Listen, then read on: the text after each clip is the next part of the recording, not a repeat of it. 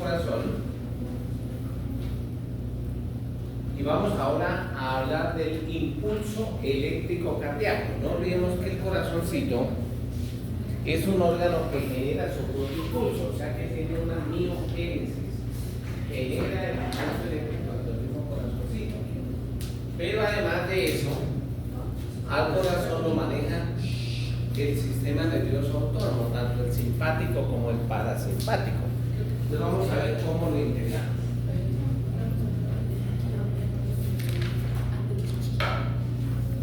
Profe, pero no nos falta hablar sobre lo del chichi del feto.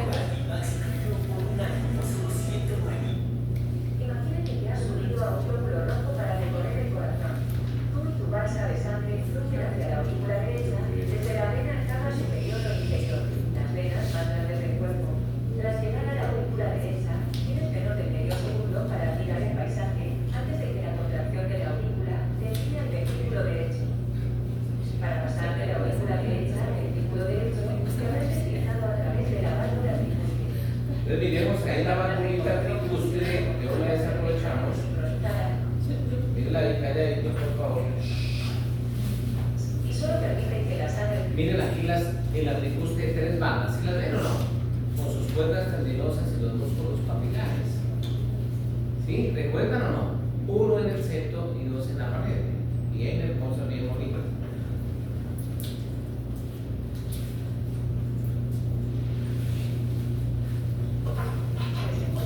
Después de pasar por el primer conjunto de componentes, que van de golpe detrás de ti y el ventrículo se contrae. Esto hace que salgas disparado hacia arriba a través de la arteria pulmonar en la arteria pulmonar. La arteria pulmonar envía la sangre hacia los pulmones, dividiéndola en muchos tubos más pequeños. Al final, eres comprimido a través de los diminutos tubos de los alvéolos pulmonares. Dentro de estos estrechos tubos de los pulmones, los glóbulos rojos se cargan de oxígeno y el dióxido de carbono sale de los vasos sanguíneos. A continuación, tú y tus colegas oxigenados vuelven a fluir hacia el corazón a través de las venas pulmonares. Una de las venas pulmonares desemboca en la aurícula izquierda. Poco después de llegar a la aurícula izquierda, comienza de nuevo el proceso conocido, ya que la contracción de la aurícula Entonces miremos aquí ya que son dos valvas en la válvula mitral. envía hacia abajo a través de la válvula mitral y hacia la última cámara, el ventrículo izquierdo. Miremos aquí, me retrocedo un poquitito para ver la válvula.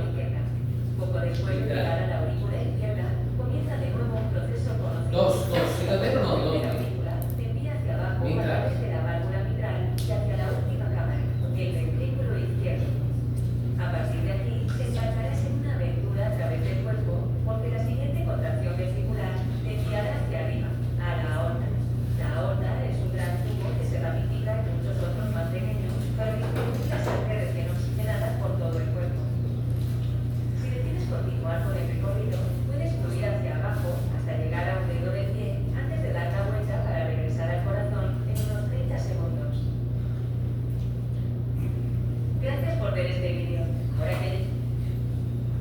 Bueno, entonces ya miramos la tricúspide y la bicúspide. Ahora vamos a mirar la parte eléctrica del corazón. Profe, no nos faltaba ver lo del chichi del feto. Ah, no sacamos. Sacar el chichi, listo.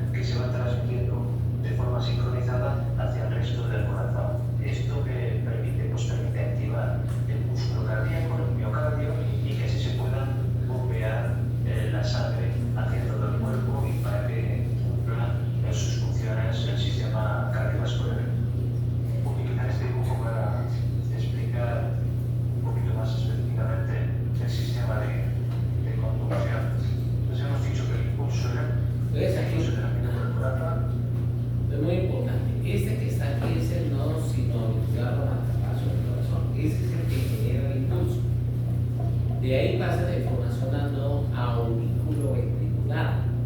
Está en el septo que separa las aurículas, pero más pegadas a la aurícula derecha. Comunicando el nodo sinoauricular con el nodo auriculoventricular, entonces tienen ustedes haces de fibras anteriores, medios y posteriores. De aquí pasa al haz de His. Y el haz de His ve a la rama auriculoventricular derecha y la auriculoventricular izquierda. Y ya se ramifica formando las fibras de Purkinje. Miren ahora el siguiente detalle. Y lo que hará será contraer la musculatura cardíaca para que impulse la sangre o la bombea al resto del cuerpo. ¿Pero en qué consiste este pulso eléctrico? Pues básicamente consiste en una despolarización de células progresivas, de células cardíacas. Esta despolarización consiste en que las células normalmente están cargadas negativamente y al despolarizarse su carga será positiva. Cuando hablamos de repolarización es cuando volvemos al estado de carga negativa inicial. Entonces, esta despolarización en el corazón empieza a nivel del nodo sinusal, o NSA, que sería el nodo sinoauricular, que tiene una característica que es el automatismo. No es el único lugar en el corazón en que hay un automatismo, es decir, que se despolariza de forma periódica, espontáneamente, y lo explicaremos en otros vídeos cuando falla el nodo sinusal. Cuando falla el nodo sinusal, pues puede haber otros focos, como el nodo auriculoventricular, una crisis, el despartes puede activarse con otros marcapasos automáticos. Entonces, el nodo sinusal lo que hará será actuar como marcapasos y a partir de aquí se empezará el proceso de despolarización. Es como si cayera una piedrecita en un lago y empezará a haber ondas que se transmiten de célula a célula por una serie de uniones o de gaps eléctricos, de forma que estas ondas de despolarización positivas se van transmitiendo hacia todas las células miocárdicas a este nivel, concretamente sería en las aurículas. Se considera que hay unas vías preferenciales a nivel de aurículas. Una sería el fascículo o haz de Bachmann, que iría hacia el ventrículo izquierdo, que es de aquí.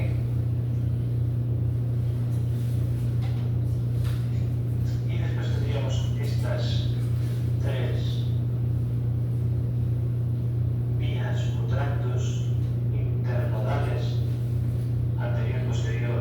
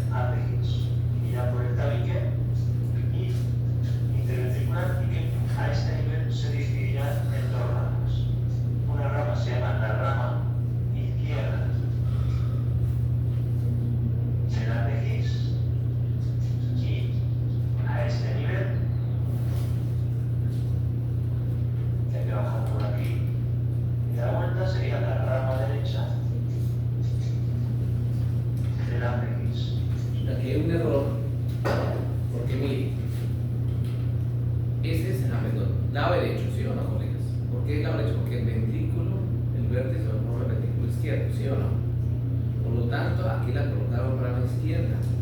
No, pero la rama izquierda debe ser esta, la rama derecha es la otra.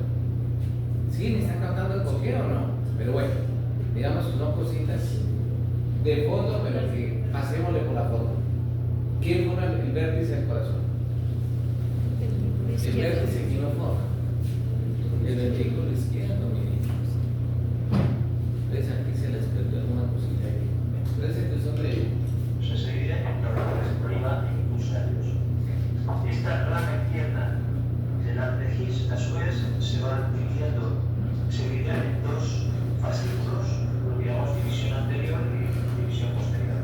La división posterior, como mina P, sería esta de aquí, y la división anterior sería esta de aquí, que es la continua. División anterior. División anterior. Al final, tanto las ramas de la izquierda como la derecha acabarán en unos pequeños fascículos, que son esto que se va representando aquí en un lado y en otro. Esto es lo que llamamos las fibras Terminales. del conjuntivo. Esto es interesante porque estas forman una red de fibras por todo una zona a nivel de subendocardio y hará que se desconecten los dos ventrículos simultáneamente. ¿De acuerdo? Entonces, básicamente es esto. Y como claro es todo el proceso de cómo viaja el impulso nervioso, que se ve bastante claro en el gráfico este que hemos utilizado antes de crear. Bueno, entonces, nosotros recordamos que donde se ubica el nodo sinoauricular o metatarso del corazón, que es el derecho. Y lo vamos a ver aquí en el último de ellos.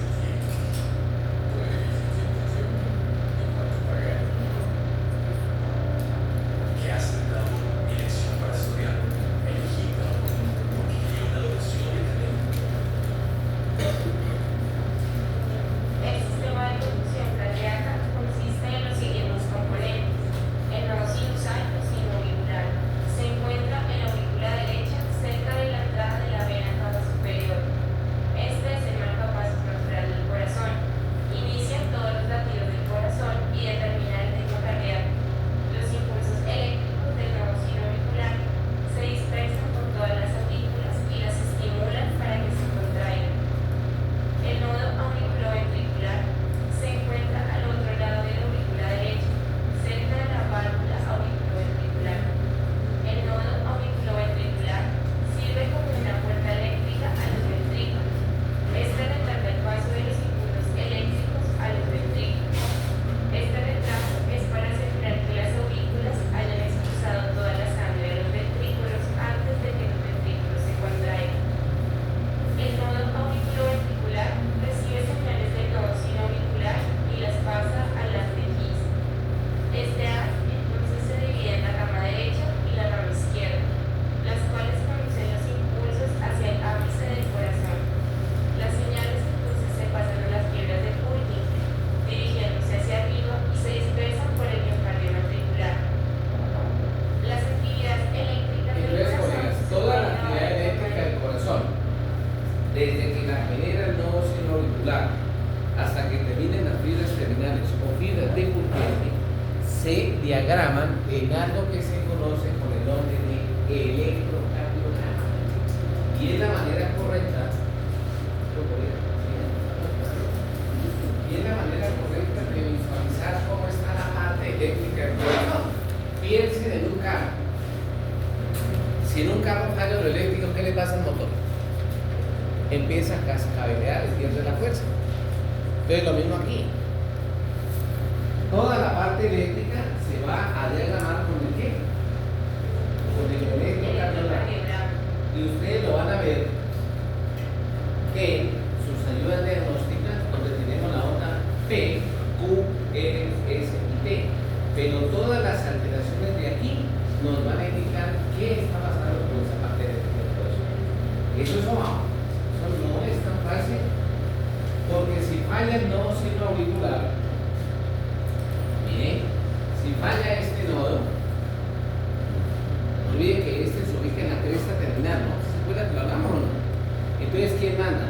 El aurículo ventricular. Pero si se dañan los dos, manda el haz de His. Y si daña el haz de His, no queda sino trabajando los ventrículos y las aurículas. Entonces, nada que hacer. Aquí necesitamos un trasplante de corazón, ya sea uno natural o uno artificial, que ahora están muy desarrollados. ¿Queda claro el sistema de conducción cardíaca, sí o no? ¿Aló? Dígame. No escucho. Sí.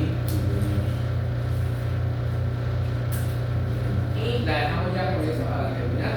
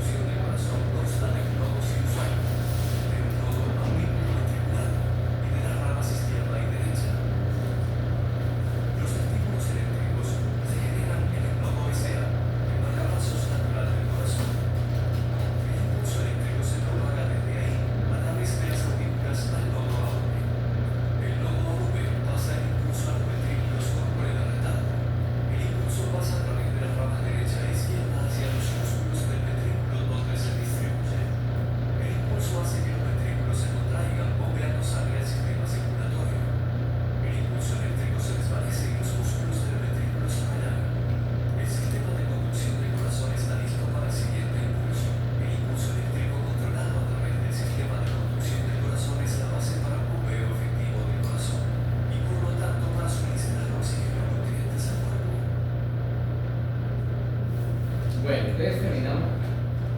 Entonces ya sabemos cuál es el sistema de conducción cardíaca. ¿Me pueden colaborar dónde se genera el impulso? No, si nosotros. Les paso aquí un dibujito y me indica.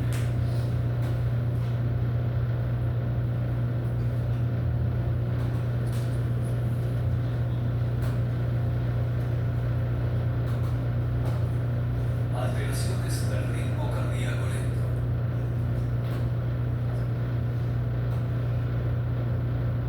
El corazón es el motor del cuerpo. Bombea sangre a través del sistema circulatorio.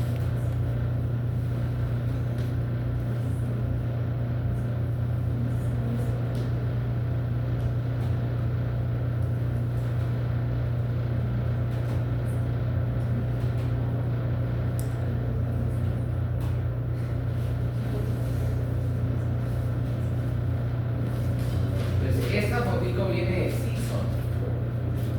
Season y Gross. Entonces, aquí está, calladito. Miren, no, ¿sí o no? Aurículo ventricular. No, sino auricular, más capaz. El no aurículo ventricular. Pero miren que aquí vienen muchas fibras. Este ya es viejito y sabemos que son tres paquetes anteriores, medios y posteriores, que es la información de este nodo a este nodo. Pero hay unas fibritas que van directamente al ventrículo. Luego, la información del nodo aurículo ventricular pasa al haz de His. ¿Sí lo ven aquí o no? Este es el haz de His. Y me da la rama aurículo ventricular derecha y la rama aurículo ventricular izquierda. Pero esta izquierda tiene ramas anteriores y posteriores y termina en las terminales a las de Pujol.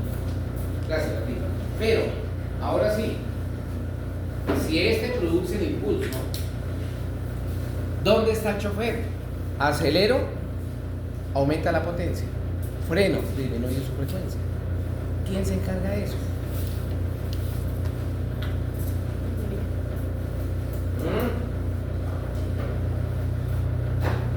Porque alguien tiene que controlarlo, ¿sí o no?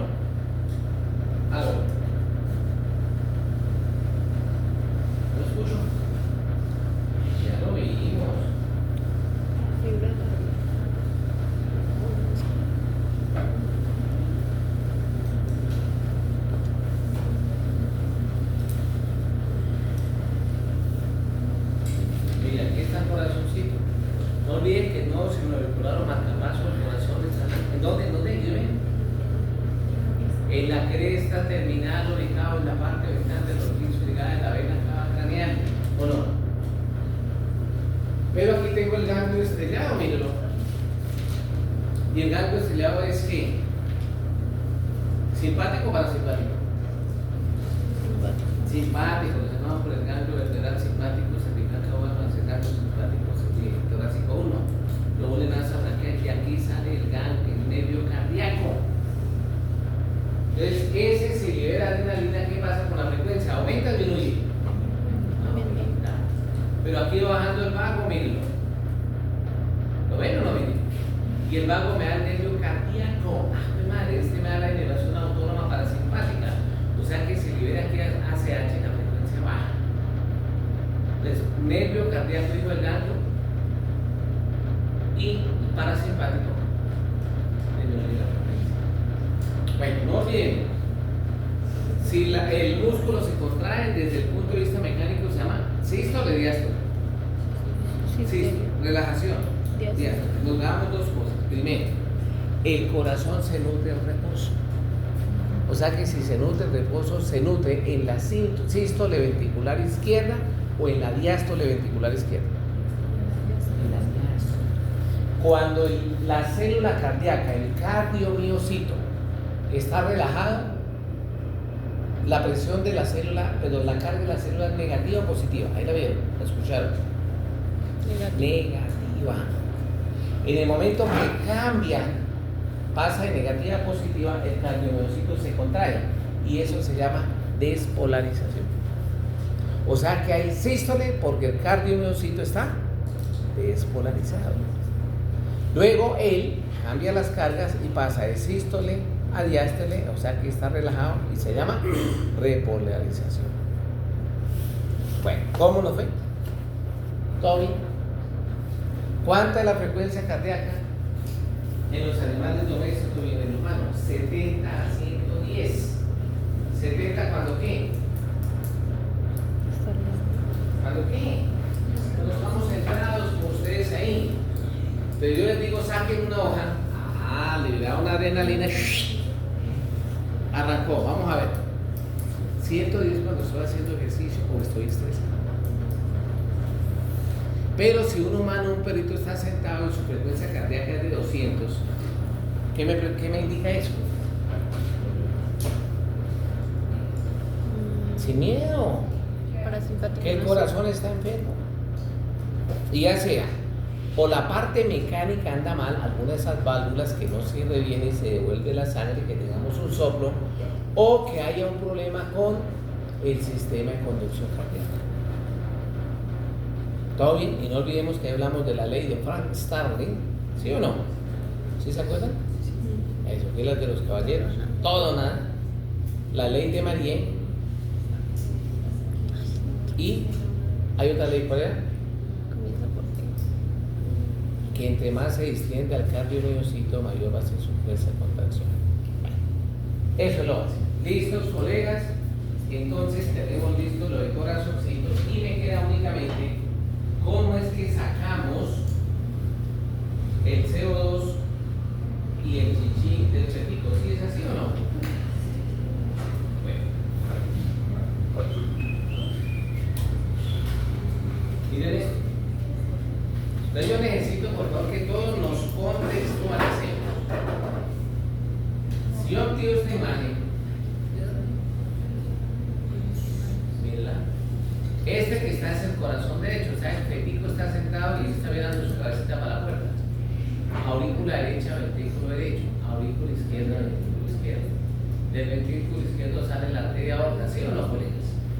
Aorta torácica y va para la aorta abdominal. Díganme si sí o no. Por aquí me da ramas viscerales. Si ustedes les toca irse a anatomía 1, les puedo preguntar y hablar de las ramas viscerales de la aorta, las ramas parietales de la aorta y las ramas terminales de la aorta. ¿Se acuerdan de anatomía 1? ¿Cuáles son las ramas terminales de la aorta descendente abdominal? 2. Las arterias ilíacas internas y las arterias ilíacas externas. Entonces, esta es la arteria ilíaca interna y la arteria ilíaca interna. Y la interna, aquí es un dibujo esquemático, me dan las cuendas. Y de las cuendas salen las arterias umbilicales. ¿Las ven o no? Esas arterias umbilicales, digo, se enrollan alrededor de quién? De la vena umbilical. Pero por la vena umbilical entra el globulito rojo con oxígeno y aquí sale el globulito rojo cargado de CO2 y lo lleva al endometrio. La mamita lo recoge, hace todo el proceso y le manda nuevamente el globulito rojo al endometrio cargado de oxígeno. O sea que en el ombligo va la vena umbilical y van las arterias umbilicales. ¿Ya sabemos por dónde sale? ¿Sí o no? ¿Aló? Sí. Nosotros ya vimos entonces las membranas de feto, el amnios, el arantoides, el corio y cómo sale el chichi. Les vamos a hacer. Bueno, dígame si está claro cómo salió el CO2. Entonces ahora vamos a sacar.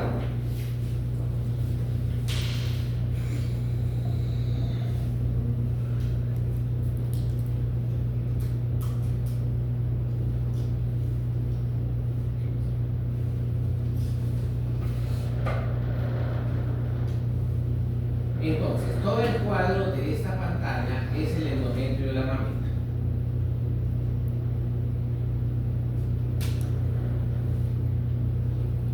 Y vamos a pensar entonces que tenemos una bebita dentro. Está embarazadita, pero es una hembrita.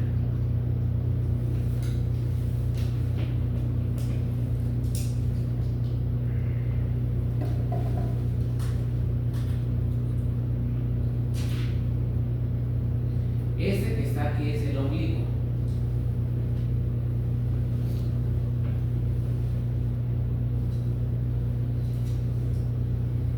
Entonces voy a pintar aquí riñón, aquí está la vejiga, aquí está el aparato reproductor.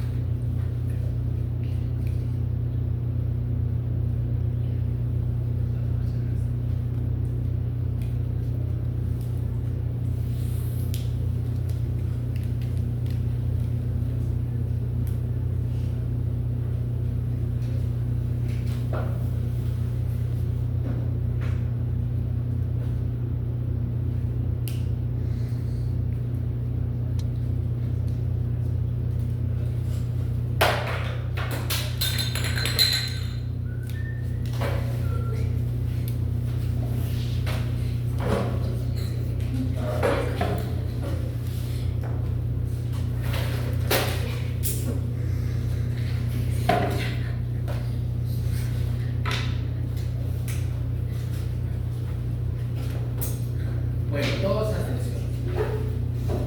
Entonces, miren, todo este que está aquí, el marco de la pantalla, es el endometrio. Dentro del endometrio es esta la lumen del útero. ¿Sí vamos bien o no? En la lumen del útero hay una bebé, una hembrita. ¿Por qué es una hembrita? Porque yo veo los dos ovarios, las trompas, útero, cuerno, cuerpo, cuello, vagina y vulva. Los dos riñones, a través de los uréteres, filtra la sangre y llega a la vejiga. Cuando el chichi está en la vejiga tiene dos opciones: pase por la uretra, vagina, vagina y vulva, y lo suelta a este espacio. La primera membrana que envuelve al bebé es el amnios, miren allá, amnios. Entre el amnio y el bebé queda el espacio amniótico, y aquí está el líquido amniótico. El líquido amniótico es el chichi que salió por vejiga, uretra, vagina y vulva. Y este es el primer colchoncito que va a hacer que los traumas externos no lesionen al bebé. Es un colchón de agua. Díganme si sí o no. Pero por fuera del amnios viene la segunda membrana, la que está en verde. ¿Cómo se llama? Alantoides. Entre el amnios y la alantoide queda el espacio alantoideo. Aquí hay líquido alantoideo. ¿Y de dónde viene? Otra parte del chichi sale de la vejiga y termina en el espacio alantoideo a través de un ducto que recibe el nombre de uraco. Va también por el ombligo. Y aquí dentro está el líquido alantoideo, segundo colchón de agua que protege al bebé de los traumas de la mamita. Y por fuera del alantoide viene el corio. En el tercio final del embarazo, tanto la alantoides como el corio se unen y forman el alantocorio. Y el bebé se nutre a través de la placenta fetal gracias a la placenta materna. Y las dos reemplazan al sistema digestivo, al sistema urinario y al sistema respiratorio. Fotico, señor.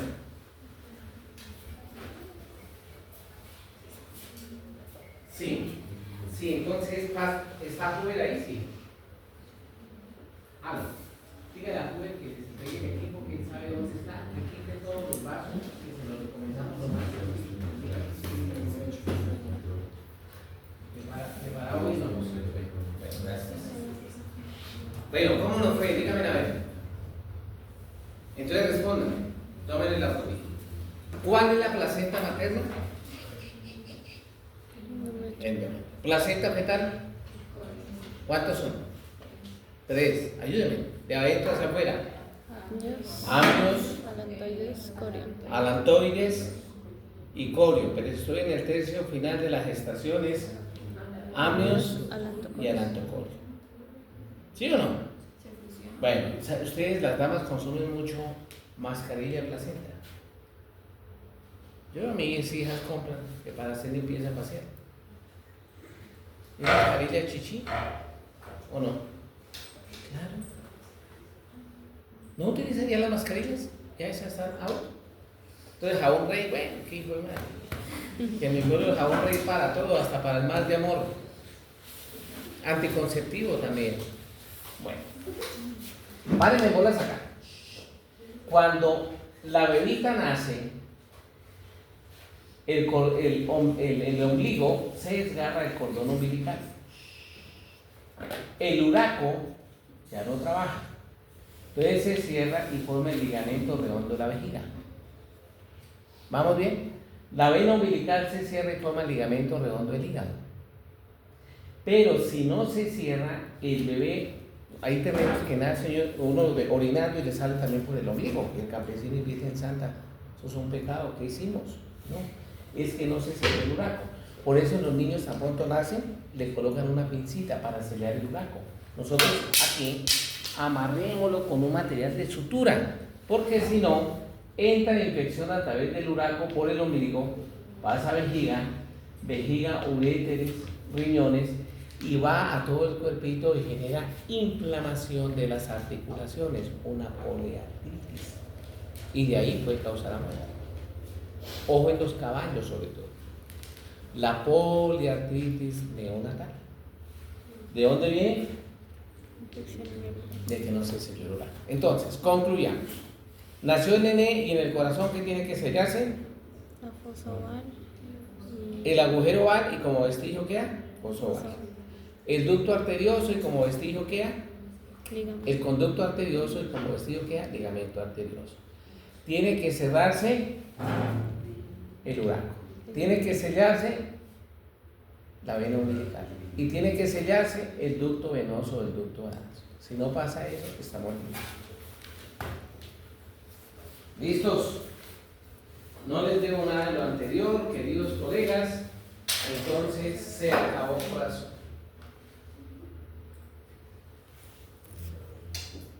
Preguntitas. Entonces seguimos. ¿Qué más forma parte del cardiovascular?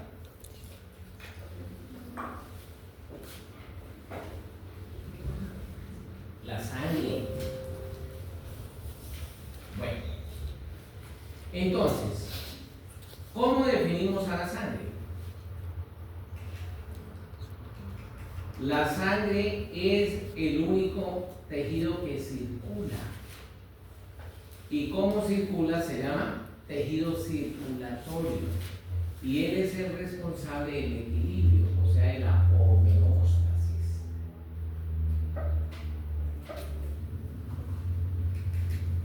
¿Todo bien o no?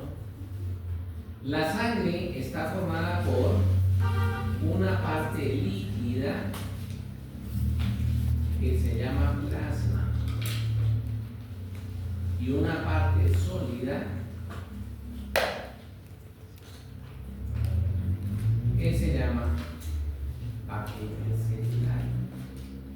La parte líquida está formada por dos, por el suero y por el fibrinógeno. Y el paquete celular está formado por tres: glóbulos rojos o eritrocitos, son responsables de la respiración. Glóbulos blancos o leucocitos es importante para la defensa. Y las plaquetas o trombocitos es importante para la coagulación. Pero el suero está formado por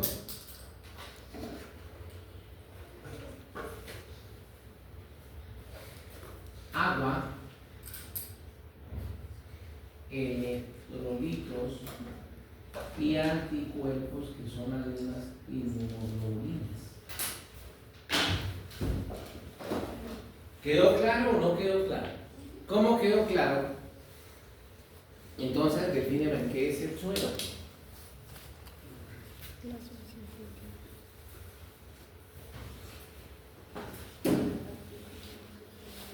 ¿Qué es el suero? Sin miedo. ¿Se está claro? Es el mismo plasma pero sin fibrinógeno. Eso es muy difícil. ¿Qué es el fibrinógeno? Es una proteína. Entonces vamos a pensar que el rojo, el blanco y las plaquetas son ladrillos. Los más grandecitos el blanco, los más chiquitos el rojo e intermedio las plaquetas. Y si hay una herida, entonces aquí hice un hueco, de nada sirve colocar los ladrillitos si los ladrillitos se caen. Entonces el cemento que une esos ladrillitos es el fibrinógeno. Pero la pregunta es, ¿quién produce el fibrinógeno? Porque si está ahí, ¿a qué tiene que producirlo? El hígado. ¿A partir de qué? De la gasófila, de la comida. Claro. Y el fibrinógeno forma parte de las proteínas plasmáticas, o sea, las proteínas que están en el plasma. ¿Qué más proteínas hay ahí? La más abundante es la albúmina. La albúmina, el fibrinógeno, los anticuerpos y el rojo tienen la hemoglobina. Estas proteínas van a manejar la presión oncótica. Ayúdenme, ¿qué es la presión oncótica?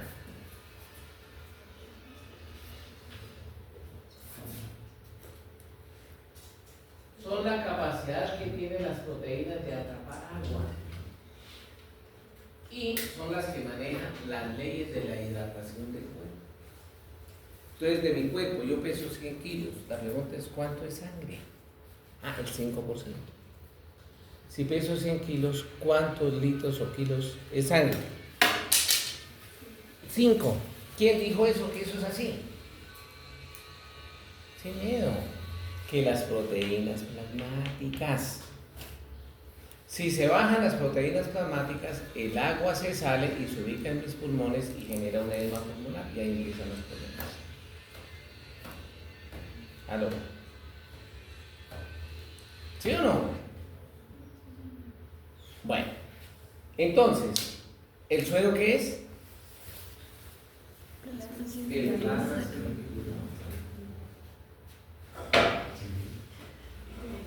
Cuando hablábamos en anatomía 1 decíamos que cuando mi cuerpo trabaja bien tiene salud. Si se pierde la salud vienen las enfermedades.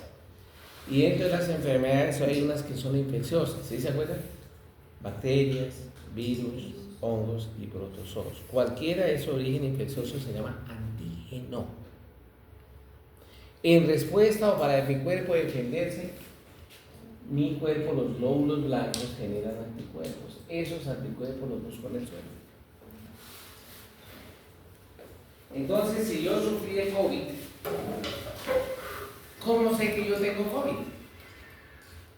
Con un examen de sangre. Voy a medir los anticuerpos. Entonces, ¿qué necesito? Miren allá, ¿qué necesito para medir los anticuerpos? Suero. Yo saco la sangre y lo echo en un tubo de tapa roja. El tubo de tapa roja que tiene nada. Entonces el fibrinógeno se gasta y atrapa los rojos, los blancos y las plaquetas y los mete dentro de un coágulo. Como se gastó el fibrinógeno y atrapó al rojo, blanco y plaqueta, lo que quede libre es el suero. ¿Sí o no? Pero si voy al perro y quiero mirar si tiene parvo o no, o mojillo, ¿qué necesito? Suero. ¿En qué tomo la muestra? En tubo de sangre, en tubo de tapa. Pero si lo que yo quiero es mirar cómo es el globulito rojo que no tiene núcleo y visto de lado tiene forma bicóncava, ya lo vemos, o una plaquetita que tiene núcleo, un blanco que tiene núcleo, una plaqueta. Si va a haber morfología, necesito que no se forme coágulo. Entonces tomo la sangre en un tubo de tapa lila. Anote, tubo de tapa lila que va a estar toda su vida. ¿Qué tiene el tubo de tapa lila? Tiene un anticoagulante llamado EDTA. Anote.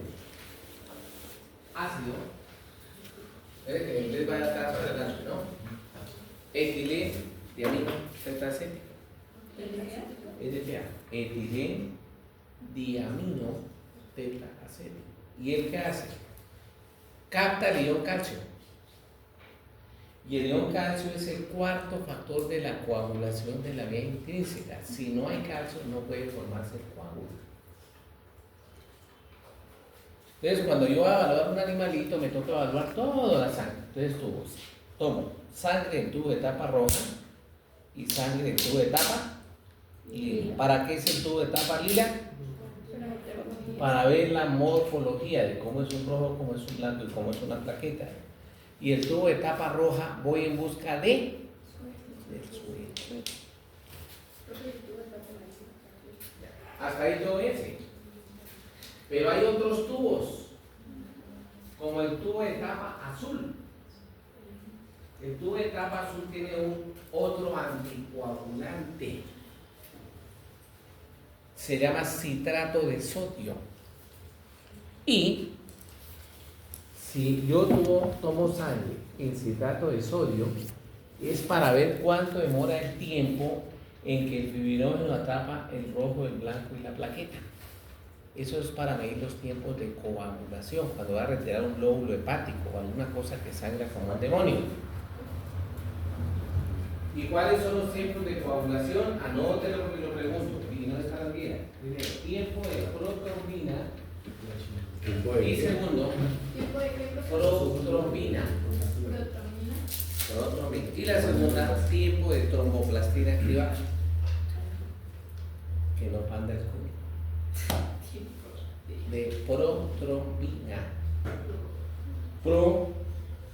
Protrombina. Y el segundo, tiempo de tromboplastina activada. Plastina activada. Perdón, un segundo. Muy buenos días. ¿Cómo han estado? Su merced? Ya como el tubo de tapa amarilla. ¿Para qué será el tubo de tapa amarilla? Es el adecuado para medir colesterol. Y un tubo de tapa invisible, ese no se utiliza para nada. Eso es para explicar. Bueno, ¿listos?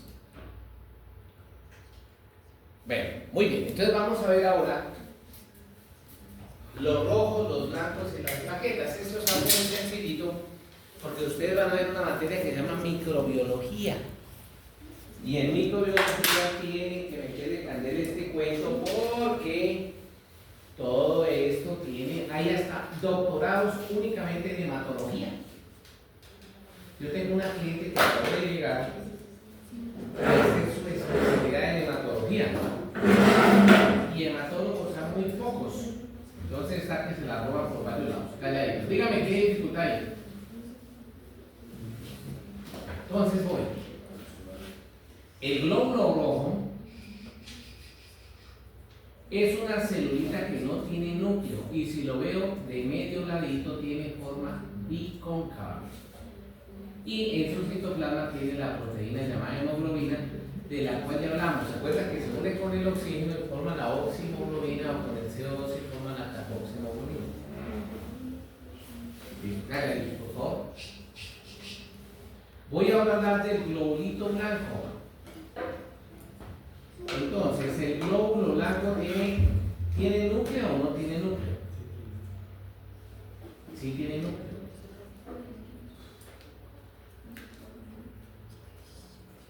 Entonces, todo globulito blanco tiene núcleo. Pero resulta que si yo lo llevo con un colorante llamado coloración de Roy, ¿ya vieron algo de histología? ¿Alguno? ¿Qué colorante forma la coloración de Roy? Porque está teñido con Roy. ¿Y por qué se ve así? Porque sí. Entonces tiene eosina, nigrosina. Recuerden que esto funciona con pH. ¿El núcleo qué pH tiene? ¿Ácido o alcalino? Alcalino, claro. ¿Y el citoplasma? Ácido, ¿cierto? Miremos bien. ¿Qué hay en el núcleo? Los ácidos nucleicos. Si están los ácidos nucleicos, ¿qué pH tiene el núcleo? Ácido. Y si el núcleo es ácido, ¿cómo será el citoplasma? Alcalino. Leyes contrarias se atraen. Entonces, si el núcleo es ácido, del colorante de White, eosina, nigrosina, se va a aplicar lo contrario. Si es ácido, lo tiene el colorante básico. Al núcleo. Y al citoplasma, ¿cómo es que? Alcalino, lo va a tener el colorante ácido. Eso es una bellezura. Pero es un cuento muy nervioso. Yo por eso no me meto en histología, nada más, doctor Giovanni. A veces se me dicen que aquí con un par de vainas y yo veo, ejemplo, un infarto fibrocartilaginoso y yo veo los vasos sanguíneos y veo el material fibrocartilaginoso, pero perdónenme, veo la misma miércoles. Se entra a entrenar el ojo, no sé si me cabe. ¿Sí? Bueno, es excelente eso. Bueno, entonces glóbulos blancos. Entonces resulta que los glóbulos blancos se dividen en unos que tienen gránulos, se llaman granulocitos. ¿Por qué? Porque hay gránulos en el citoplasma y si esos granulitos tiñen de color rojo, se llama eosinófilos.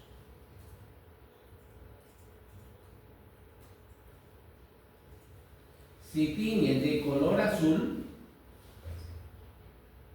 se llaman basófilos. Y unos que tienen gránulos pero no tiñen, se llaman neutrófilos. Y empiezan a describirse. Los eosinófilos reaccionan en todo aquello que tiene que ver con parásitos. Los basófilos en reacciones anafilácticas. Y los neutrófilos, dos opciones, son los micrófagos y además reaccionan con bacterias. Ustedes ya pasaron por la pubertad y a veces uno despierta con un granito ahí en la cara, un barrito. Y las damas se cuidan mucho, entonces no le tocan el barrito y a los 6 días desaparece. ¿Quién sacó ese barrito allá? Ah, los neutrófilos, micrófagos. Y los que no tienen gránulos se llamarán agranulocitos.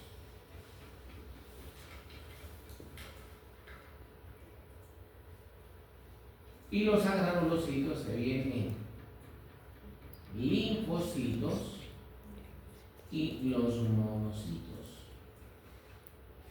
Los linfocitos interactúan con todo aquello que tiene que ver con virus. ¿No? Luego van a ver que hay dos tipos de linfocitos T y linfocitos B. Y hay unos que son estimuladores y otros que son supresores. Y además de interactuar con los virus, entonces tienen que producir anticuerpos. Y los monocitos son los macrófagos,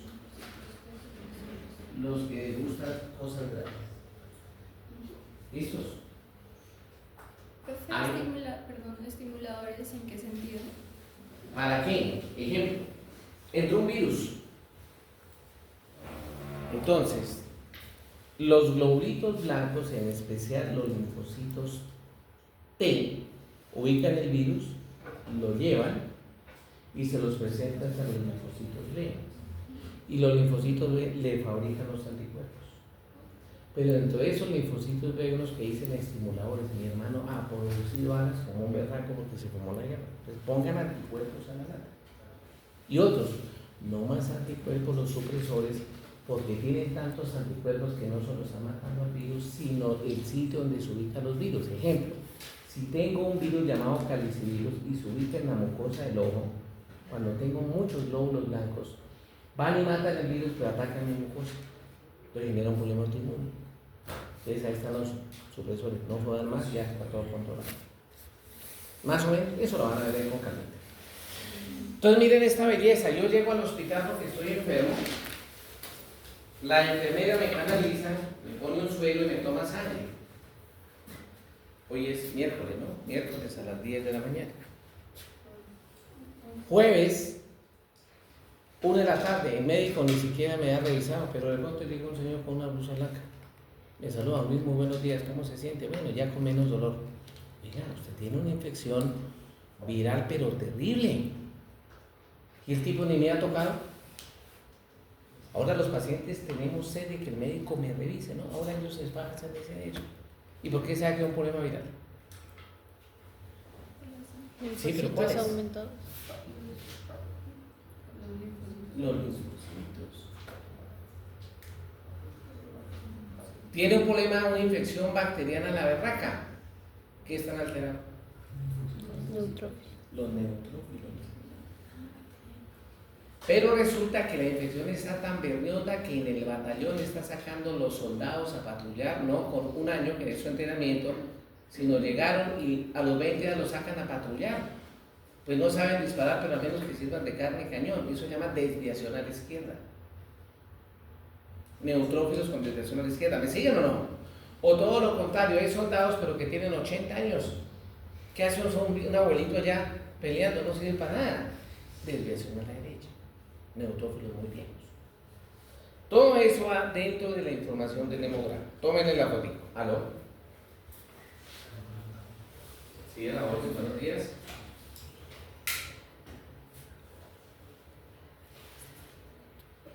¿Hay algo que se pueda hacer para subir esos neutrófilos como una... Claro, la pregunta es, Tuna necesita 6.000 soldados y hay una guerra contra la banda Los Chávez y hay 200. ¿Qué tenemos que hacer? Mate los soldados por otra vía, mate la gente mala, los enemigos Chávez aquí, que no sean los soldados, mientras ellos se recuperan. Pero yo le mando un antibiótico para matar esa bacteria. Si yo mato la bacteria, pues no gasto más soldados. Y la médula vuelve a producirlos. ¿Sí me va a entender o no? ¿Y si es cíclica? Ahí como... Ah, bueno, si es cíclica, entonces hay que ir a mirar, porque ¿quién produce los rojos? La médula ósea. Las plaquetas, la médula ósea. Y los blancos que están ahí, los granulocitos, la médula ósea, pero los granulocitos, linfocitos y monocitos, los produce el sistema retículo endotelial. Y hay ocasiones en las cuales la médula saca la mano. Estamos en problemas. Entonces, para eso son los exámenes. Por eso no hay un paciente, así sea desde una mala mirada o un mal de amor, que si está enfermito hay que sacar sangre. No hay otra alternativa porque es el equilibrio. ¿Sí estamos de acuerdo? ¿Y entonces ahí qué se hace? Pues, dependiendo de lo que salga. Ejemplo, hay ocasiones en las cuales no tenemos más alternativa que pasar glóbulos blancos de otro paciente. ¿Sí me siguen o no? Y hay, por ejemplo, en el caso de personas que su huesito ya no trabaja, que toca hacerle, si queremos que vivan, transfusiones sanguíneas todas las semanas. Ustedes por ahí han escuchado sobre el cáncer de sangre que se llama leucemia. Entonces hay leucemia mieloide, de todo aquello que se produce en el hueso. ¿Pero qué es la leucemia? Aumento exagerado de los glóbulos blancos. Entonces no hay 6.000 soldados en Tuna, hay 6 millones, pero ninguno tiene fusil. ¿Para qué sirve? Para nada, para comer. Pero si es por este lado de linfocitos y monocitos, es la leucemia, pero ¿qué? Linfoide. Entonces ya lo que está enfermo es el sistema retículo endotelial. Entonces toca quimioterapia y hacerlo sustar al cáncer. Pero si es lo contrario, porque hay el aumento de los blancos se llama leucocitosis, la disminución se llama leucopenia. Entonces, ¿qué hacemos para que produzca más glóbulos blancos? El hueso, a través de que el riñón da una hormona llamada eritropoyetina, hay que ponerle eritropoyetina. Y ahí vamos bien. Entonces, el hematólogo. Todos los problemas de sangre, quien va a hacer el tratamiento es el hematólogo. O sea, médico internista, su especialidad, hematología. ¿Más preguntas? No. ¿Listos? Entonces ya está la sangre. ¿Qué me quedan? Las plaquetas. Sí. Los que están viejos, como los... Desviación a la derecha. ¿Cómo se ven? Se ven en el microscopio que, en especial los neutrófilos, el núcleo de los neutrófilos es como un riñoncito. Entonces eso está roto por todos lados. Se llama hipersegmentados. ¿Entendimos o no? Que están viejos, ¿cómo se llaman? ¿Cómo? ¿Cómo se llaman? Todas las celulitas no son cuerpos gloriosos. Un globulito rojo demora 120 días y va a morir el vaso y eso se llama hemocatesis. Ya está, se me olvidó rojo. Los blancos también se destruyen. Mueren solitos, se llama por apoptosis. Entonces van y quien se encarga de limpiar toda esa vaina es el vaso. Vemos que cada uno tiene una especialidad. Pero bueno, tranquilos que eso lo van a ver luego en su microbiología y laboratorio clínico. Aspiro que así sea, porque en medicina interna lo necesitamos. Y si no nos encontramos, nos vamos a jalar las cabellas. Necesitamos esto. Bueno, ¿qué me quedaría entonces? Ya hablamos de rojos, hablamos de blanco, me quedarían las plaquetas. Las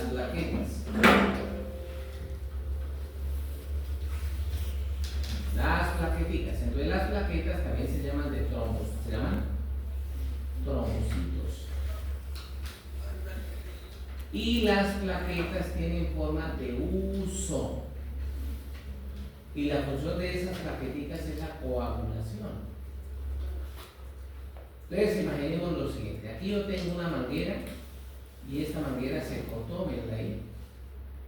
Corte transverso.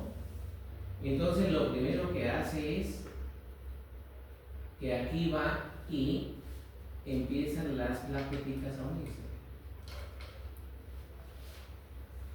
Y luego que están las plaquetas ahí en ese hueco, entonces llega el fibrinógeno. ¿Sí se acuerdan o no? Entonces aquí la plaquetica sería un ladrillo, yo meto el ladrillo, pero le echo cemento al fibrinógeno. Eso llega y tapa. Luego ese fibrinógeno empieza a cambiar y se genera tejido fibroso, como lo que tengo aquí en mi mano. Me cayó un poco encima cuando niños. Esto es muy importante porque no la sangre baja y empieza a perderse. Yo puedo morir porque se me sale la sangre, anemia aguda. Importante para la coagulación. ¿Sí estamos de acuerdo o no? Bueno, entonces vamos a dar una miradita aquí.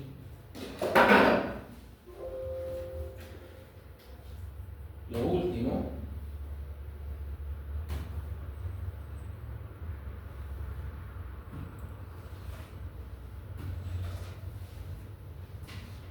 Un videito de sangre, que eso es, pero no chiquitico, es para no dañar lo chiquitico.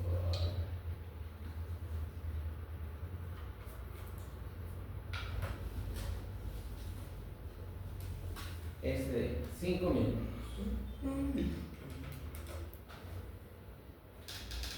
Vamos a ir al Four Seasons de la Ciudad de México a descubrir nuestras reglas. No quiero ir. Vamos a tener que regresar. Muy buenas chicos, ¿cómo están? Hoy les traigo un nuevo video en el cual hablaremos sobre la sangre.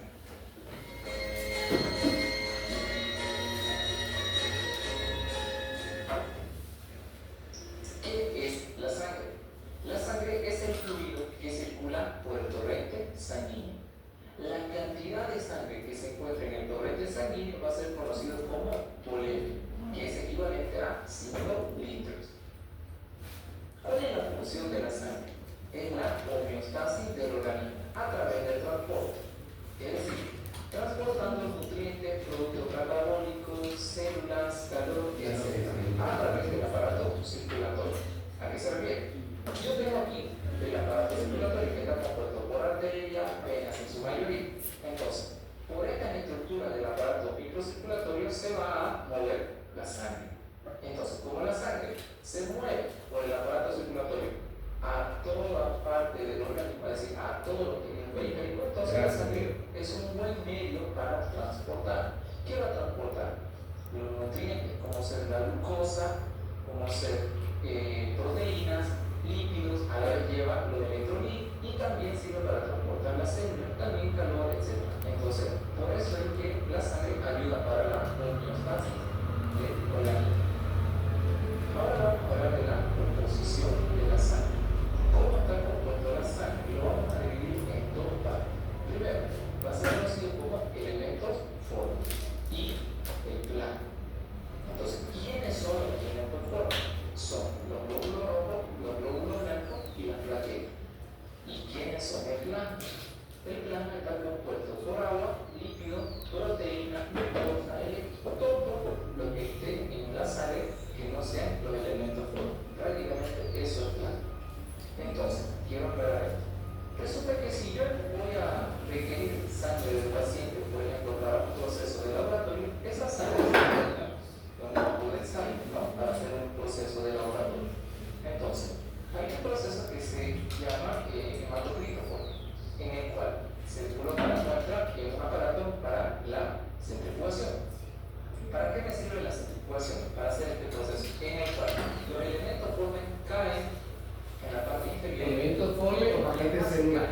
superior. Entonces, los elementos forma se dice que vendrían a ser un glóbulo rojo, blanco y plaqueta. Esto vendría también en esta tabla. Y fíjense que la mayoría cantidad vendría a ser el glóbulo rojo. Y esta parte blanca, esta línea que están viendo que separa Eso es lo blanco, la parte roja de la porque plaqueta. pesan menos. Esto de aquí, esta línea vendría a ser los glóbulos blancos y la plaqueta. Significa que yo tengo una cantidad enorme de glóbulos rojos. Esta célula la vamos a hablar más adelante en otro video. Y la parte superior vendría a ser el plasma, el cual estaría compuesto por agua, líquido, proteína, glucosa, electrolitos, etc. Ahora, ¿por qué le llaman elementos forme a la parte inferior y que está compuesto por glóbulos rojos, glóbulos blancos y plaquetas? Pues resulta que estas estructuras conocidas como células en realidad no son células propiamente dicho. Pues resulta que el glóbulo rojo se dice que es una célula anuclear, es decir, que no tiene núcleo. Y las plaquetas vendrían a ser un vestigio o un fragmento de una célula conocida como megacariosis. Entonces, por ese motivo que los conocen como elementos forme, que serían como unas pseudocélulas. Bueno, en los siguientes videos vamos a hablar ahora sobre los glóbulos rojos y en otro video sobre los glóbulos blancos y en otro video sobre las plaquetas. Bueno, entonces ya quedamos más o menos un videito chiquitico en la raya, cómo se detiene y listos, y nos vamos para los vasos sanguíneos.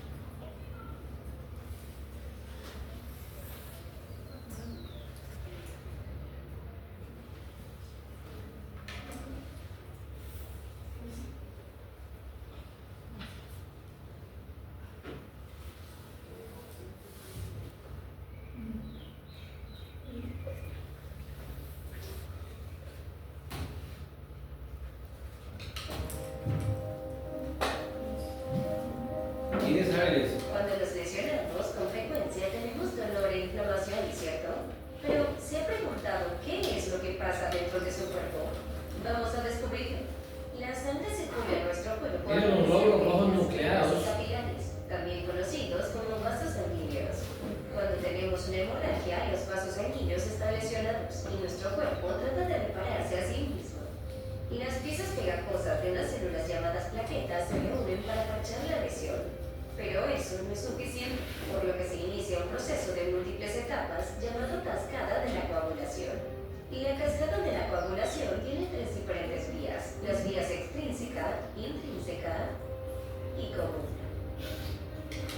Todo esto podría sonar muy científico, pero comprender un poco al respecto puede ayudarle a saber lo que ocurre cuando tiene una hemorragia.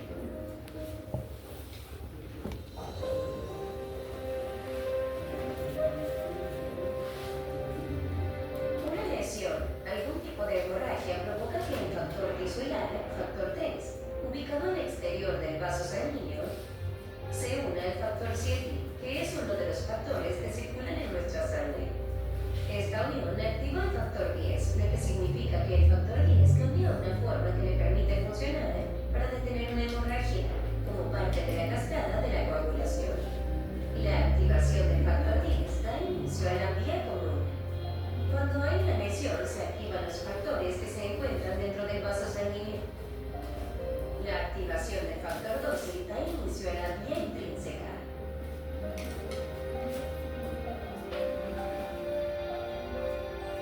El factor 11 activa el factor 9. El factor von Willebrand estabiliza el factor 8 conforme se mueve hacia el factor 9.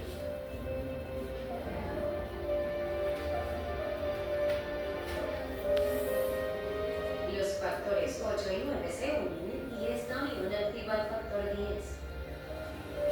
Este es el inicio de la vía común y la coagulación continúa cuando el factor 10 se combina con el factor 5. Esto permite el cambio de la protrombina, factor 2, a trombina, factor 2A.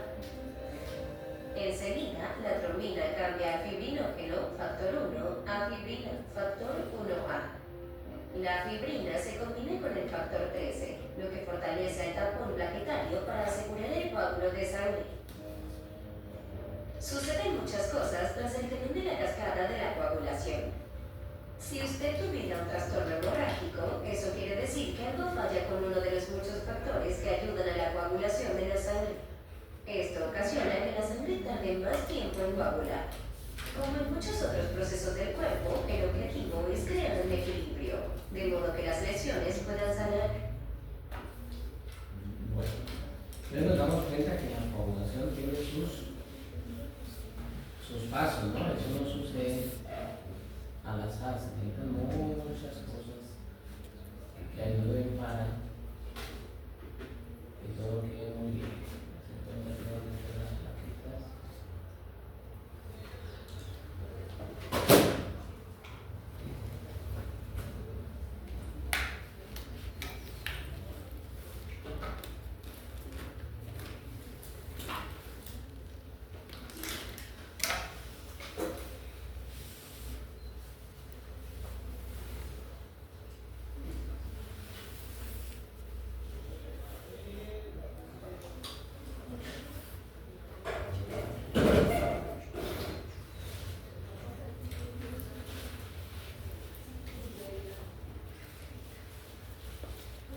La coagulación que ayuda a la sangre a coagular.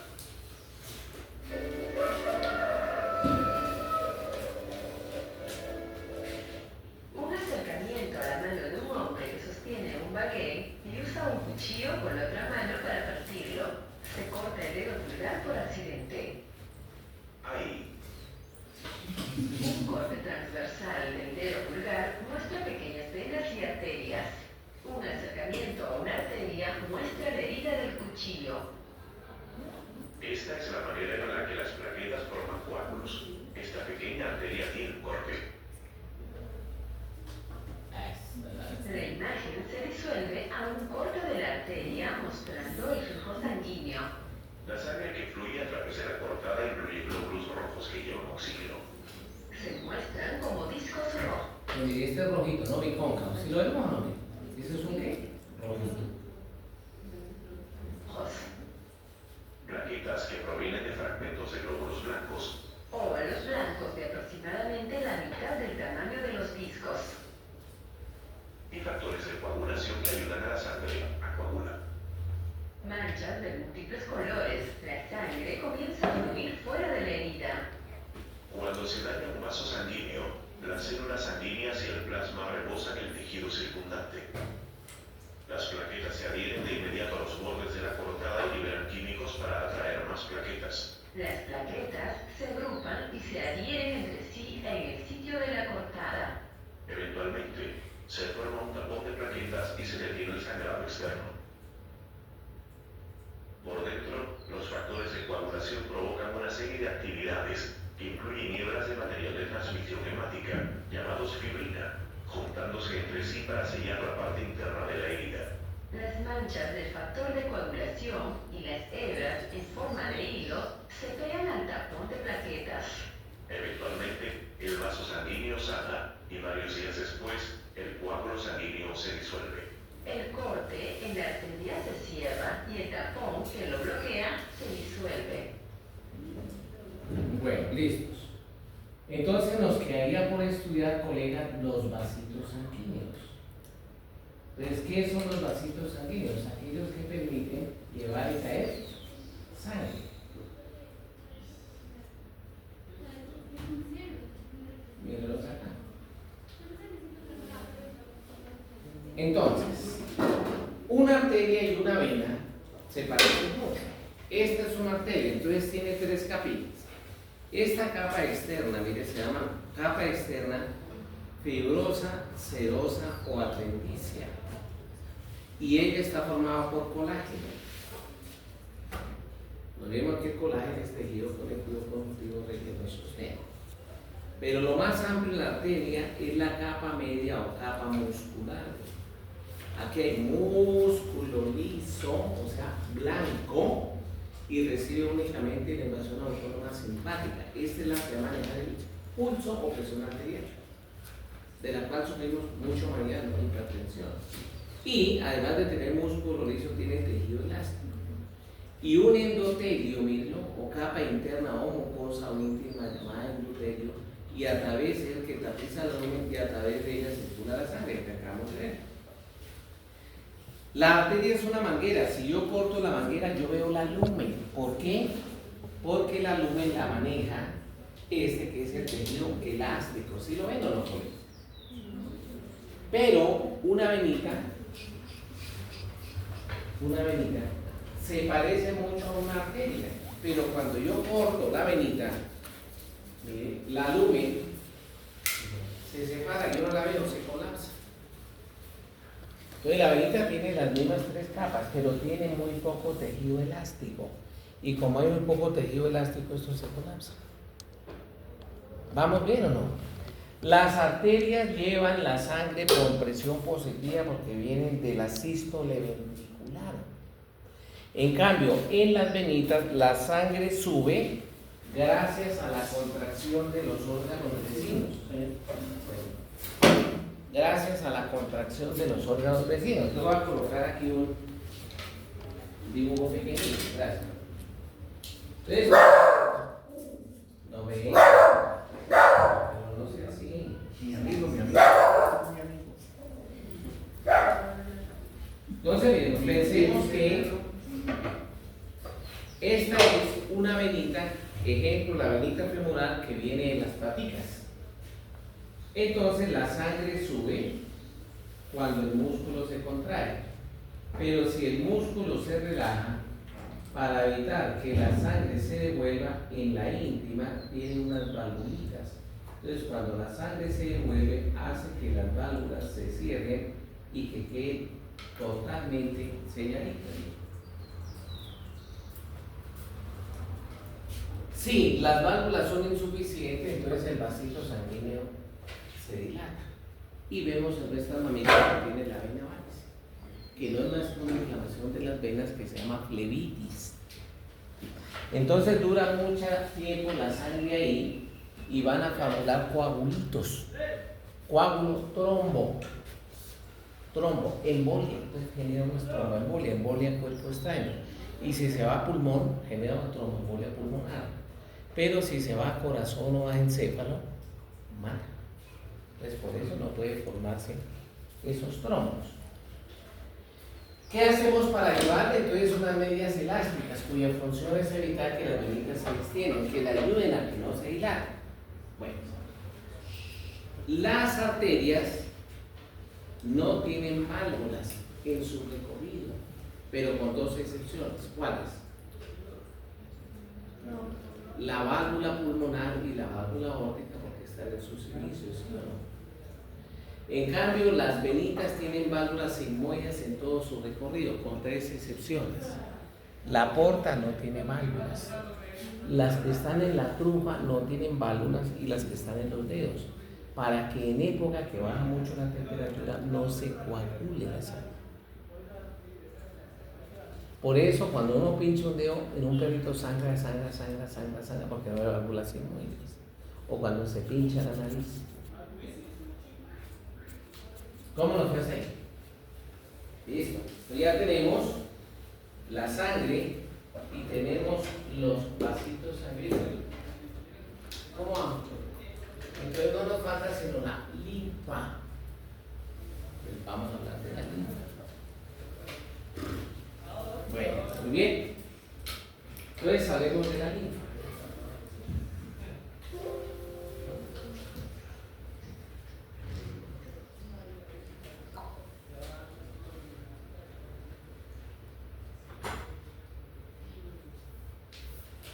Entonces para mañana, para el sábado y mañana pueden pasar con mucho gusto.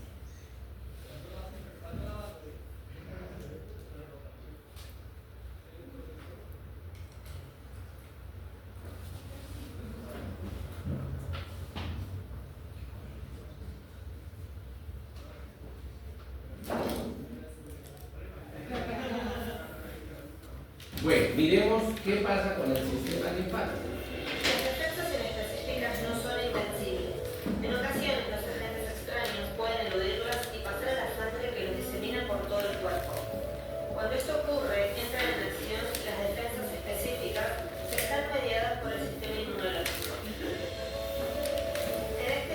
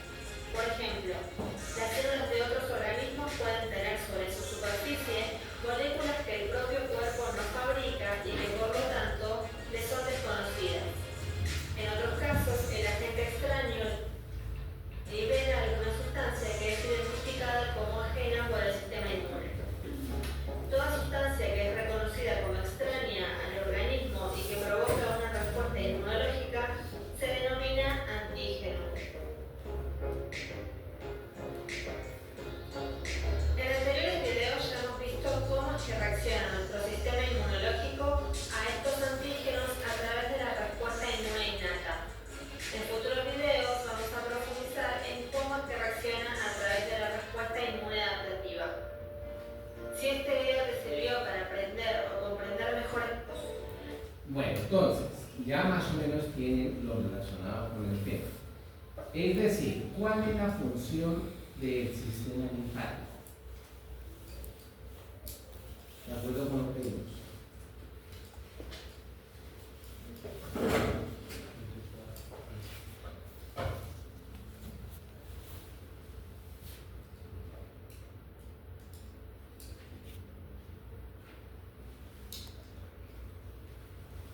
Pues la función del sistema linfático es captar sustancias extrañas y someterlas a diversos procesos. Por ejemplo, en turnas, cualquier cosa que vaya a lesionar la ciudad, están los medios para recogerlas, presentarlas y mirar a ver cómo actuamos.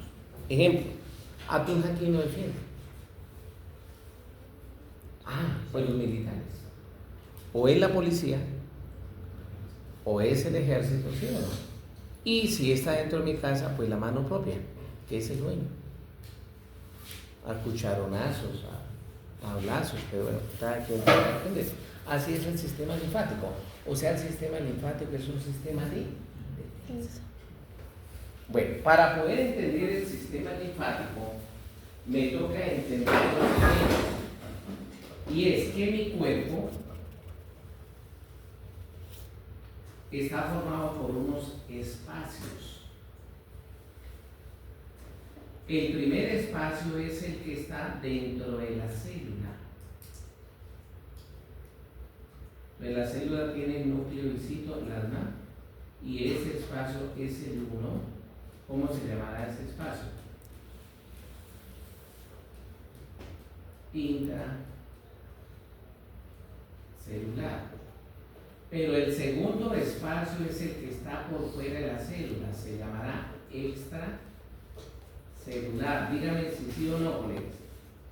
O sea que este espacio es el que está entre célula y célula. ¿Estamos todos de acuerdo?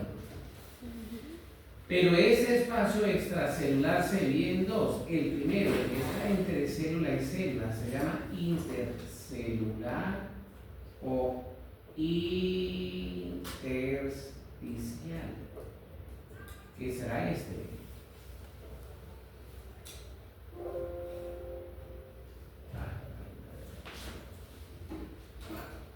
Se llamará este es el 2.A, ¿sí o no? El que está entre célula y célula. Pero resulta que a esta célula le va a llegar sangre y gasófila. Entonces aquí llega glucosa y oxígeno.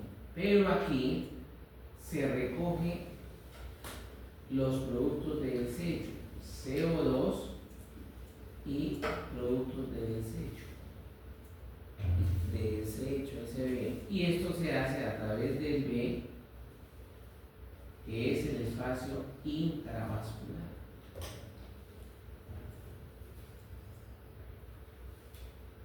Dígame si sí o no, colegas. ¿Aló? Entonces, ¿espacio qué? Intracelular. Y por fuera está el espacio extracelular. Y el extracelular está por el espacio que está entre célula y célula, llamada intercelular o intersticial, y quien lleva la sangre, que es el intravascular. Por ahí circula sangre, ¿sí o no? Y linfa. Bien. Si esto está claro, entonces arrancamos con lo que necesito. ¿Preguntas hasta aquí? No hay preguntas, tómenle la foto o tómenle el retrato. Bueno. ¿Correcto?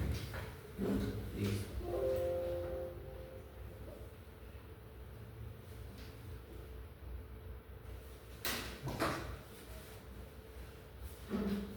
Entonces, ¿qué espacio es este? ¿Qué espacio es? El que está dentro de las células. Es el 1, que es el intracelular, ¿sí o no?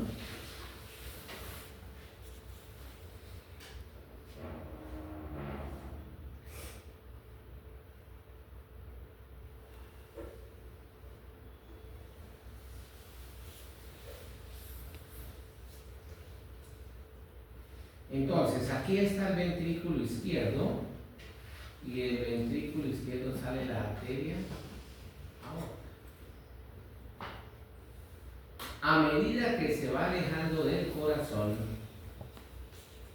entonces empiezan a disminuir de tamaño y recibe el nombre de arteriolas.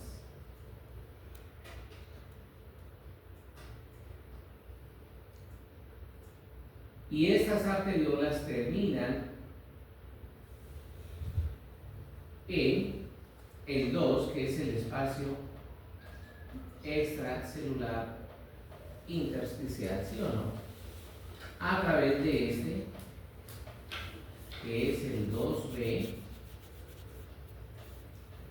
que es el espacio intravascular, ¿sí o no? ¿Perdón? Entonces, aquí circula sangre. Por todo esto va a circular sangre. Entonces, vamos por esto. Pensemos que el corazón en una sístole ventricular salió por la aorta 100 mililitros de sangre. Gracias.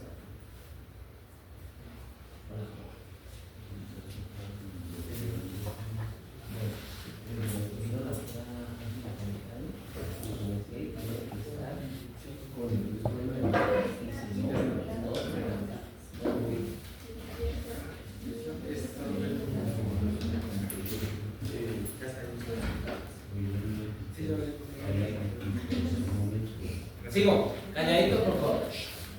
El ventrículo izquierdo hizo una sístole y botó 100 mililitros de sangre. Síganme aquí si no se van a perder. Síganme. Esta aorta se dividió en 10 arteriolas, es un ejemplo. Entonces, por esta arteriola, ¿cuánto va?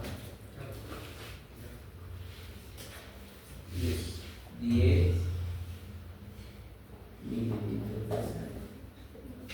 Y esta arteriola terminó formando este capilar arterial.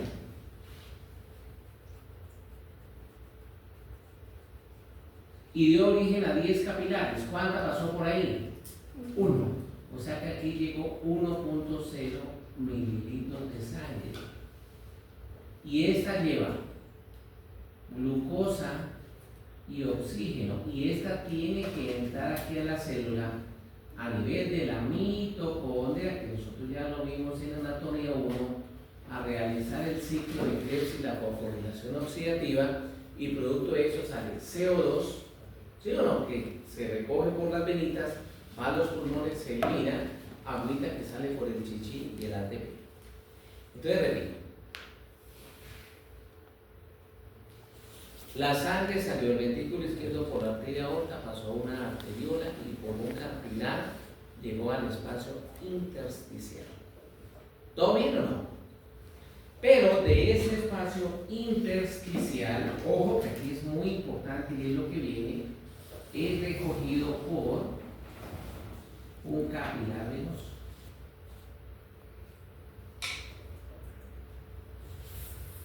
A medida que se va acercando al corazón, entonces forman las vénulas. Hasta que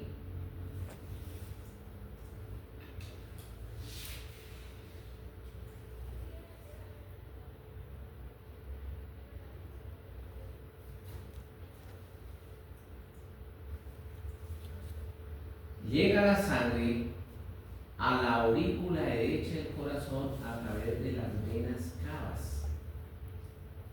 Pero aquí va circulando la sangre en retorno. Dígame si sí o no. ¿Aló? Entonces, ¿cuánto llegó a este espacio? ¿Cuánto? 1.0 mililitros de sangre. Pero el capilar venoso recogió 0,9 mililitros de sangre. ¿Qué pasó aquí? ¿Se perdió sangre? Pasó a una vélula y va 9,99 mililitros de sangre, y a la aurícula derecha llegó 99,9 mililitros de sangre. ¿Qué pasó aquí? Se perdió 0.1. Y ese 0.1, colegas, que se perdió, hacemos con amarillo, ahora sería 0.1, sí, va a formar linfa. Y esta linfa es recogido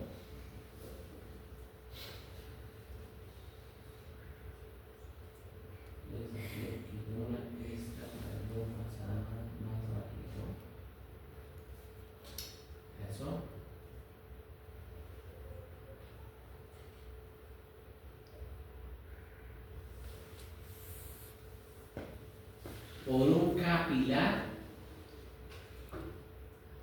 linfático, el cual lleva esa linfa a un nódulo. ¿Nódulo qué? Linfático.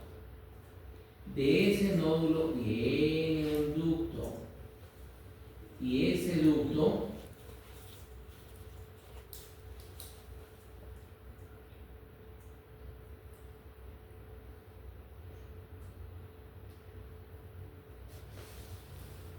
lleva la linfa a una unión de núcleos, a una unión de nódulos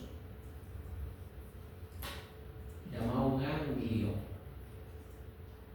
y del ganglio es recogida nuevamente por otro ducto linfático y lo lleva a la unión de varios ganglios llamados linfocentros.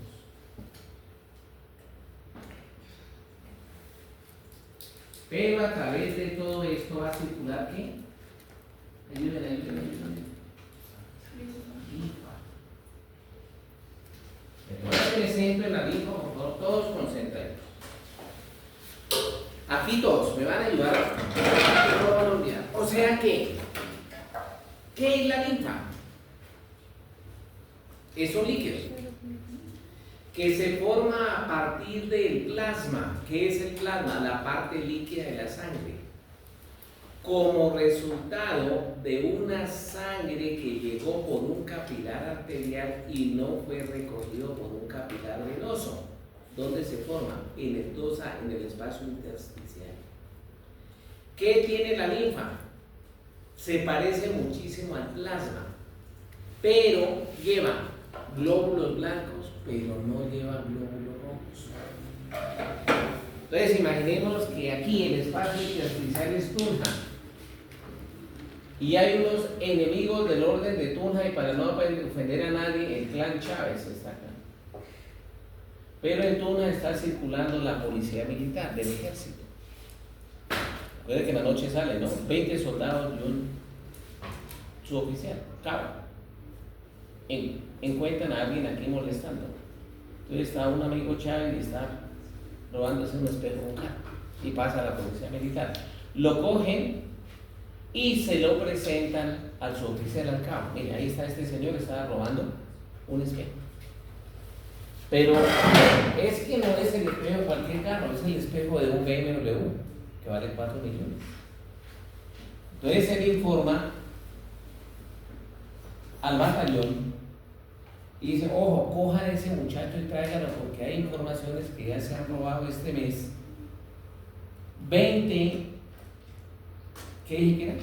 Espejos de carro, y a 4 millones, ¿cuántos son? 80 millones, y en un mes es mucha plata. Entonces toca sacarle la información a quién se lo está vendiendo, porque ya está convirtiendo ese en un clan, el clan del robo de los espejos. Entonces va aquí al batallón. Pero resulta que este señor Chávez se volvió muy jodido. Él no habla. Entonces cuando lo llevan aquí empiezan a presionarlo. Que no habla, cogen una caneca con agua y le meten en la cabeza. Y ya cuando se está asfixiando, empieza, como dicen los militares, a soltar la sopa. No, venga, es que a mí me mandó el señor Rafael Mariño. Y es que se tienen los contactos para vendérselos al concesionario. Entonces, el objetivo es que si hay algo malo, la linfa va y se lo presenta al nódulo y lo someten a diferentes procesos. Hay que sacarle información. Si no es capaz, sigue el ducto y va a un ganglio. Si no pueden, va por un ducto y va a un linfocentro. Y de este linfocentro, que ahorita pasamos, tiene que bloquearse la información aquí, porque si no la infección va a pasar al cuerpo y se llama sepsis. Cuando hay una infección, ¿qué hace mi cuerpo para defenderse? Sube la temperatura.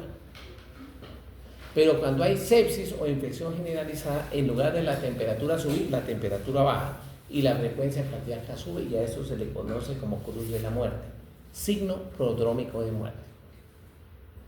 ¿Cómo vamos aquí? Entonces voy a coger este linfocentro, ¿sí me siguen o no? Y hago un nuevo dibujito, tomen la foto y nos vamos al linfocentro.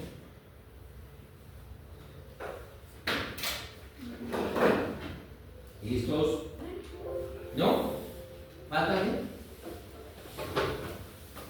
Ustedes lo colocamos bien.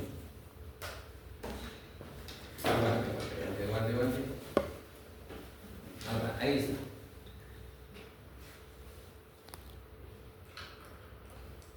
¿Listos?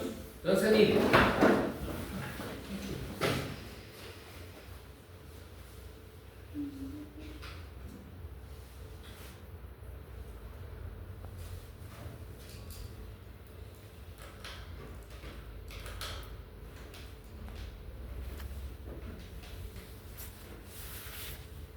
De este linfocentro, que es donde vamos,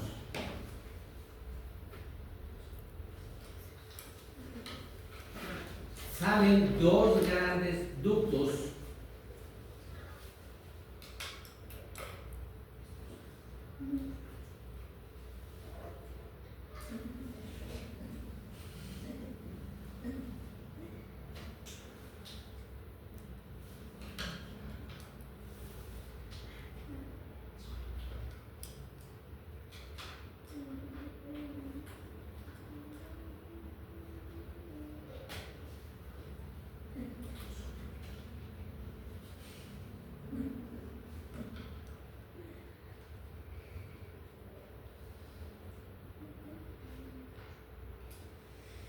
Entonces sale este primer ducto llamado ducto linfático torácico.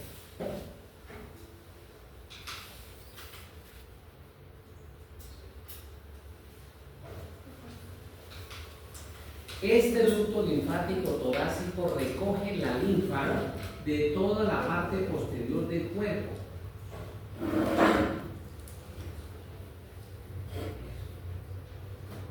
O sea que la recoge de cola, pelvis, miembros posteriores, abdomen y tórax, y va a desembocar en la cava caudal.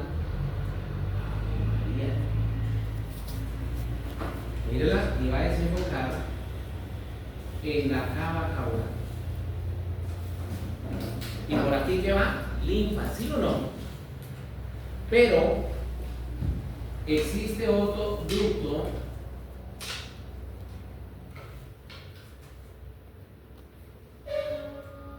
llamado ducto linfático derecho.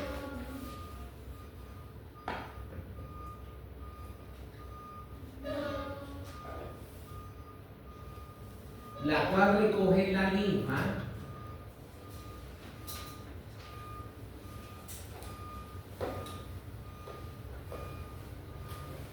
de la parte craneal del animalito.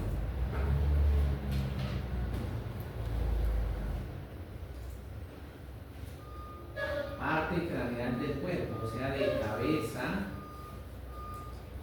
cuello y miembros anteriores. Entonces, de ahí para adelante la linfa recogida por el ducto linfático torácico, la cual llega a la cava craneal o a la aurícula derecha. O sea, miremos que toda la linfa, palabras más, palabras menos, llega a la aurícula derecha del corazón. Entonces, repito, si la bacteria que entró pasó a un óvulo y no se detuvo, luego ¿a quién pasó? A un ganglio y no se detuvo, luego llegó a un linfocentro, no se detuvo, se va por el ducto linfático torácico o por el derecho y se va a la circulación general, y de ahí infección. Sepsis. Un ejemplo chiquito. Yo soy militar.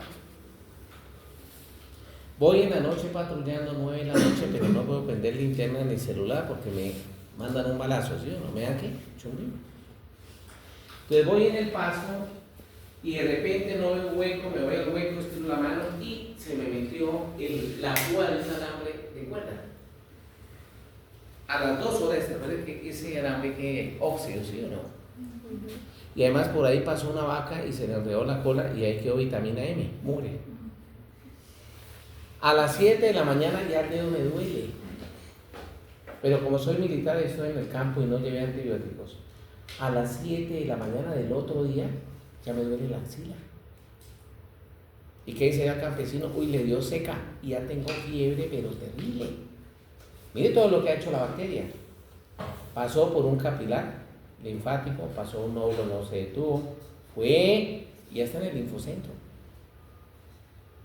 Entonces ahí toca llamar.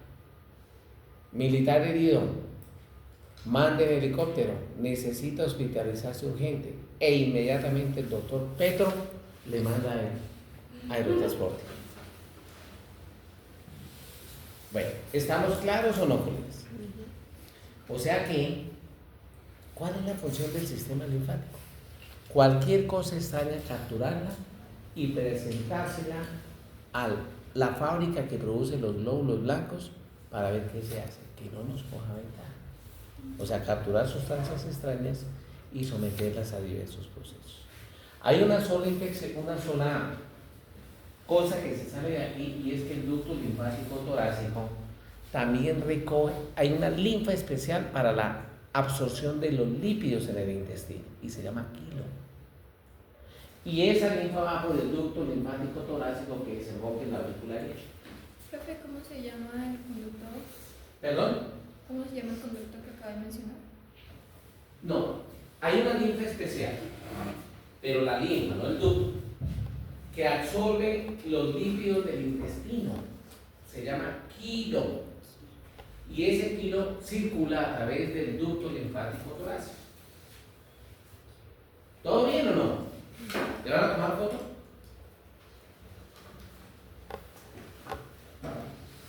Bueno, listo, voy a borrar. A la 1, a las 2 y a las 3. Miren aquí el ducto linfático.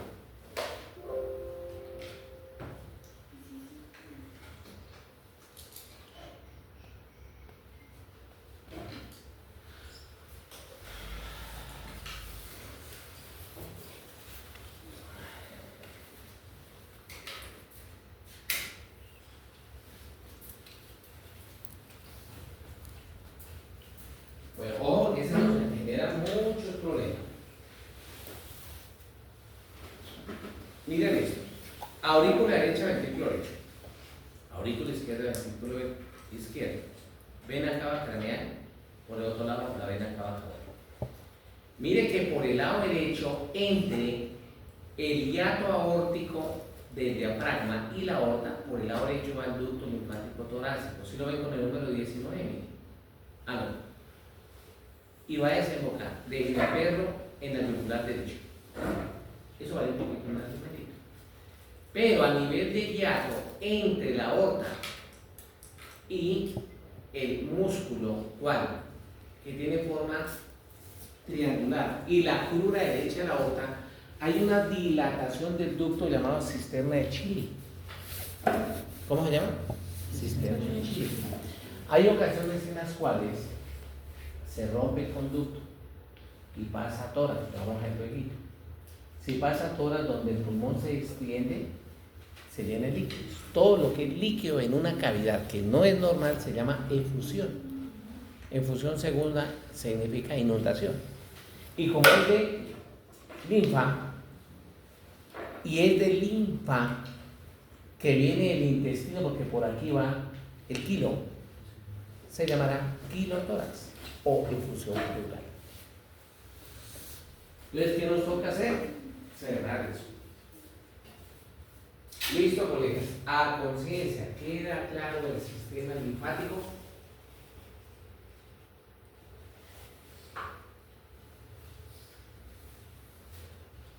¿Ustedes se acuerdan en qué año salió la tutela? ¿Tutela? La tutela en esa constitución. Más o menos en el 91. En la constitución de la 91 fue ganó la tutela. Entonces vino aquí Mocus a dictar una charla sobre, porque fue uno de los artífices, son los competios, por de la tutela. 3 horas en el Paraninfo. ¿Sabes dónde queda el Paraninfo? Tercer piso al frente de la facultad. Se llenó ese auditorio que vino Mocus. Y la charla fue sobre tutela. Terminó la charla de 3 horas, pero había niños que nos invitaron aquí en la escuela, en la universidad. Y entonces preguntas, se levanta un niño. ¿Y entonces qué es la tutela? Entonces lo mismo aquí, ya vamos hablando del sistema linfático. Entonces ahora, ¿qué es el sistema linfático?